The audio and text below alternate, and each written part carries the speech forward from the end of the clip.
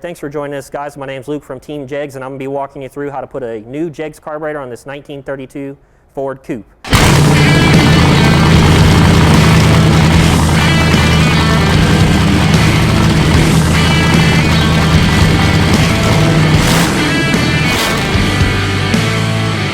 Alright, the first step is to remove the air cleaner. We're going to take the top off first. Depending on your application, you might have a stud or a bolt in the middle that you need to remove.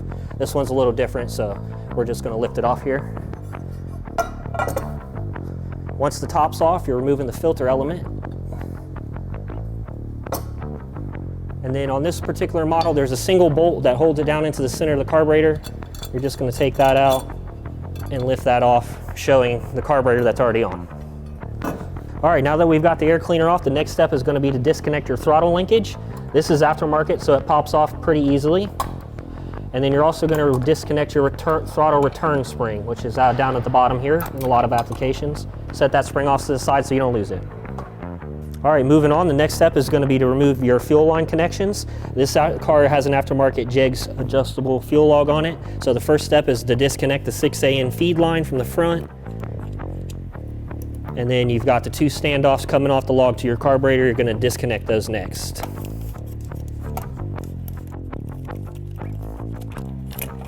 And then move this off to the side.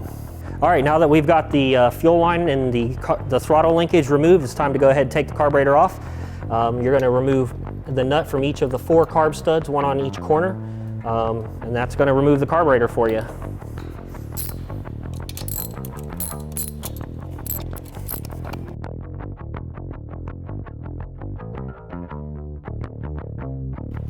Always make sure you get the washers when you remove the nut, that way they don't fall into the intake when you remove the carburetor.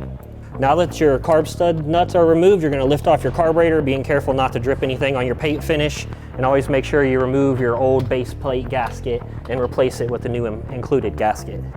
All right guys, now that we've got the old carburetor and base plate gasket removed, we're going to install this new JEGS 600 CFM vacuum secondary carburetor that features an electric choke. Before you put this on the intake, you always want to make sure you install a new base plate gasket underneath. That way you get a good seal. All right, now that we've got our new base plate gasket on, we're going to drop the carburetor down on the studs. And I always like to check your throttle movement at this point to make sure that you don't have any clearance issues. All right, now that we've got the carburetor set on, we're going to go ahead and take our nuts and washers we removed before, and we're going to reinstall them onto the different carb studs. Starting off, you're going to do them all just finger tight, and then when you go to tighten them down, you always want to make sure that you do a crisscross pattern.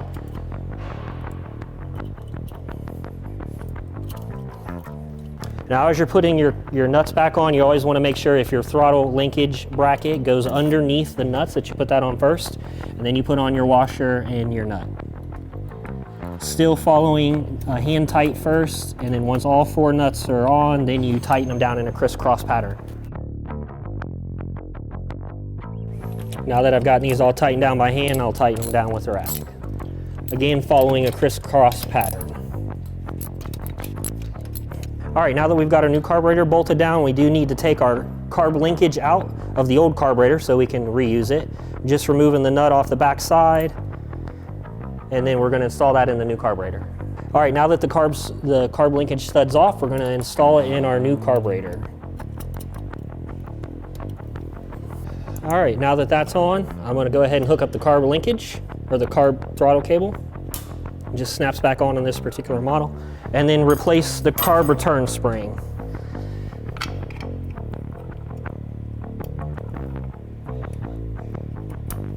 All right, so before we install the fuel line back onto the carburetor, we're going to need to remove the fuel bowl adapter. Ours is a direct 7/8 connection, so I'm taking that off first, removing it from this bowl and the rear bowl. Then we're going to set our fuel line in here and get it hooked up.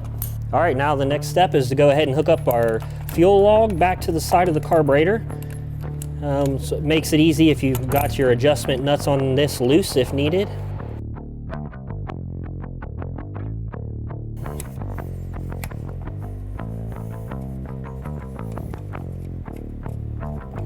Well, once you get both of your extensions in and tightened up, then you're going to adjust your pivots on the bottom and get those tight.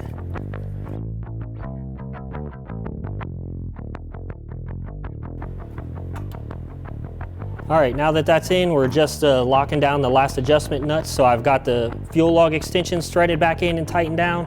And then now I've adjusted the pivots so that there's good clearance here between the valve cover and the fuel log. And now I'm tightening the pivots down. Depending on the type of fuel log you have, this may vary.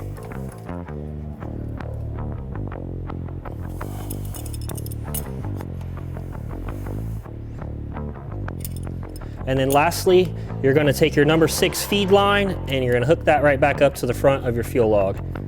Thread that in and then tighten it down.